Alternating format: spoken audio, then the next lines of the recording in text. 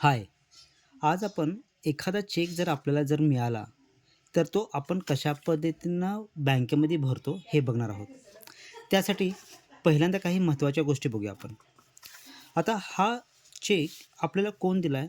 तर हा चेक आपल्याला प्रिन्सिपल जयसिंगपूर कॉलेज जयसिंगपूर यांनी दिलेला आहे. याची तारीख जी आहे ते इथं आहे. किती आहे? 20 जानेवारी 2026ला त्यांनी चेक दिला आहे. हा चेक कोणाच्या नावानं आहे? तर happyvisitor.comच्या नावानं आहे. सगळ्यात महत्त्वाची गोष्ट म्हणजे हा जो काही चेक आहे तो फक्त अकाउंट पे चेक आहे. याचा अर्थ हा चेक फक्त ह्यांच्याच खात्यामध्ये ओतू शकतो. आपण जेव्हा केव्हा कस्टमरकडून चेक घेतो त्यावेळेला एक गोष्ट लक्षात घ्यायची, की तो चेक नेहमी अकाउंट पे चेक घ्यायचा. ओके. त्याच्यासाठी इथं अकाउंट पे असं लिहिलेलं असायला पाहिजे. त्याच्यानंतर ना महत्त्वाची गोष्ट काय आहे, की याच्यामध्ये 1, 1, 2 आणि 3 आणि 4 असे 4 नंबर्स लिहिलेले आहेत. ह्याच्यातला चेक नंबर कुठला असतो? तर हा जो काही पहिला दिसतोय ह्याला आपण चेक नंबर म्हणतोय. ओके. आणि हे जे काही आहेत हे बँकेचे डिटेल्स आहेत. तर हा चेक आपण ज्याला बँकेमध्ये भरणार आहोत, त्याला बँकेतून आपल्याला अशा पद्धतीची पे स्लिप मिळते. ह्याला म्हणायचं डिपॉझिट किंवा पे इन स्लिप. ओके. मग आपण इथून सुरुवात करूया. आता ह्याच्यामध्ये जर बघितला, तर इथं पण डेट आहे आणि इथं पण डेट आहे. पण ही डेट आणि ही डेट दोन्ही एक नाही आहेत. ही डेट जी आहे, ती आपण किती तारखेला बँकेमध्ये चेक जमा करणार आहोत, त्याची चेक आहे. त्याची डेट आहे.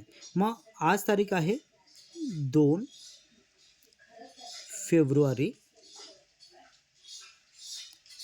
2025. ओके. 2 फेब्रुवारी 2025. बरं, आपण एडिट करू. तर आपण काय काम करू? आज डेट आहे 2 फेब्रुवारी 2026. ओके. इथं आपण ज्या दिवशी बँकेमध्ये चेक जमा करणार आहोत त्यावेळेची डेट लिहायची. ओके.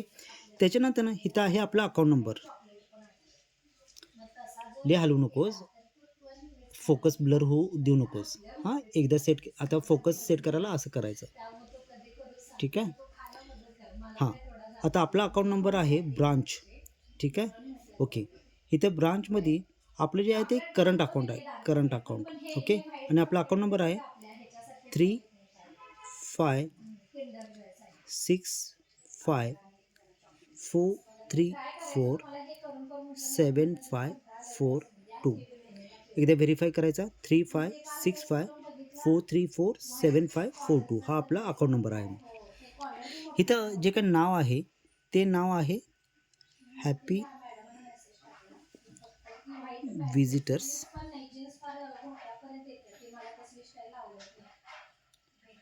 Dot com. ठीक आहे.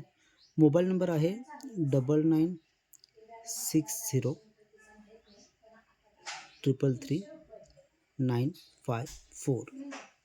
ईमेल आय डी आहे ईमेल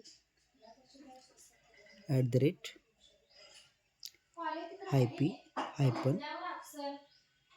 visitors.com. ठीक आहे. आता इथं रुपीज इन वर्ड्स लिहिले आहे. मग इथं आपल्याला अमाऊंट किती आहे? 12,000 आहे. ठीक आहे. इथं त्याने रुपीज इन वर्ड लिहिलं 12,000 ओनली. इथं जसं लिहिलं आहे तसं लिहायचं. ठीक आहे. 12,000 ओनली. ओके. आता ह्याच्या खालच्या साईडचा हा जो का रकाना आहे हा खूप महत्त्वाचा आहे. Check number. इथं चेक नंबर लिहिलं आहे. Date, name of bank and branch. पहिल्यांदा चेक नंबर. चेक नंबर किती आता आपला? चेक नंबर आहे 100590. हे बाकीचे नंबरमध्ये चेक नंबर नाही आहे. हा जे काय पहिले जे काही नंबर्स असतात जे की शक्यतो डबल कोट्समध्ये लिहिलेला असतात तो चेक नंबर असतो. मग चेक नंबर किती आपला? आता इथे लिहायचं आपण चेक नंबर 100590. ओके. डेट किती तारखेचा डेट आहे ह्या चेकची? 20 जानेवारी 2026. ते लिहायचं डेट 20 जानेवारी 2026. ठीक आहे. त्याच्यानंतर नेम ऑफ बँक. ठीक आहे. आता इथे लिहायचं बँक. आता हा कुठल्या बँकेचा चेक आहे, तर बँक ऑफ महाराष्ट्र. इथे लिहायचं बँक ऑफ महाराष्ट्र. आणि शेवटचं आहे ब्रांच. याची जी काही ब्रांच आहे इथे जर बघितला, ठीक आहे, राम मंदिर जयसिंगपूरची ब्रांच आहे. ठीक आहे. इथे लिहिले ही जी ब्रांच आहे ही जयसिंगपूरची ब्रांच आहे, म्हणून इथे लिहायचं आहे जयसिंगपूर. ओके. आता इथं सिग्नेचर ऑफ डिपॉझिटर आहे, तिथं जो कोणी जमा करणार आहे त्याची सिग्नेचर इथं करायची. ओके. आता हे झालं इकडच्या साईडचे डिटेल्स. ओके. आता आपल्याला काय काम करायचं आहे, हे डिटेल्स जी कॉपी आहे, ठीक आहे, ही बँकेकडे जाते आणि इकडची जी काही छोटी स्लिप असते हे नंतरनं त्यांनी कट करून आपल्याला देतात. मग आपल्याला ह्या दोघांच्यामध्ये इथं जो काही मधला सेक्शन दिसतोय ह्याच्यामध्ये इथं आपल्याला पॅन नंबर विचारला आहे. पॅन नंबर किती आहे आता आपला, BLJPM 288. उभा व्हायला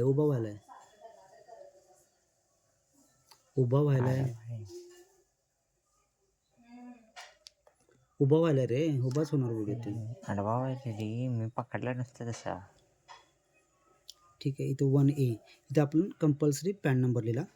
त्याच्यानंतर हेच डिटेल्स आपल्याला पुन्हा ह्या साईडला कॉपी पेस्ट करायचे असतात. आता इथली डेट आणि ही डेट दोन्ही मॅच व्हायला पाहिजे. आता डेट 2/2/2026. ब्रांच करंट अकाउंट आहे, ब्रांच इज जयसिंगपूर. माझ्याकडनं मगाशी इथं लिहायचं राहिलं, इकडच्या साईडला पण ब्रांच आपल्याला जयसिंगपूर लिहायचं आहे.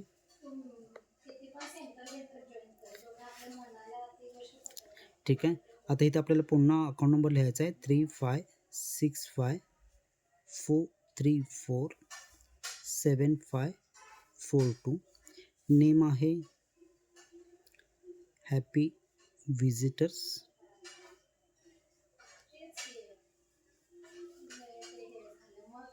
.com. टेलिफोन नंबर आहे 9960333954. ठीक आहे. इथं अमाऊंट आहे, आता इथं आकड्यामध्ये लिहायचं आहे 12,000 रुपीज इन वर्ड्स.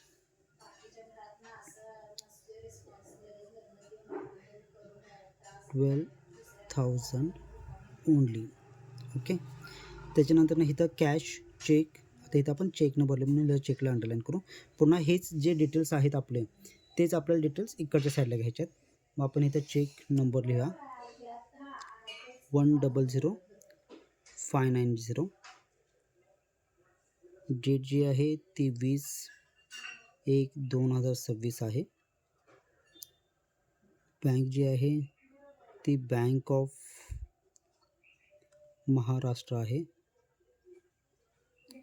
जे ब्रांच जी आहे ती आहे जयसिंगपूर. ओके. अशा आपण डिटेल्स ह्याच्यामध्ये भरल्या. कधी पण चेक जमा करायच्या अगोदर पुन्हा एकदा सगळ्या गोष्टी व्हेरीफाय करायच्या की आपल्याला सगळ्या गोष्टी भरलेल्या आहेत काय. इथं भरलेलं आहे, सगळ्या गोष्टी भरलेल्या आहेत. ओके. त्याच्यानंतर इकडच्या पण सगळ्या गोष्टी भरलेल्या आहेत आणि ह्या मधल्या गोष्टी पण आपण ह्याच्यामध्ये भरलेल्या आहेत. ओके. सगळ्यात महत्त्वाचं म्हणजे एकदा चेक नंबर व्हेरीफाय करायचा. हा आणि हा जो काय आपण लिहिलेला आहे हा दोन्ही टॅली होते काय, 100 590 ओके. आपला टॅली होते. आता महत्त्वाची गोष्ट आहे बघा. ठीक आहे. आता आपल्याला काय काम करायचं आहे, हा चेक आपल्याला जे काही पेइन स्लिप आहे ते आपल्याला फाडायचे आहे. ही फाडून झाल्यावरती इथून ह्याला मधून असे इथं जी काही लाईन आहे तिला आपल्याला इथं फोल्ड करायचं आहे आणि हे फोल्ड झाल्यानंतर ना मग इथं आपल्याला असं लावायचं आहे. ओके.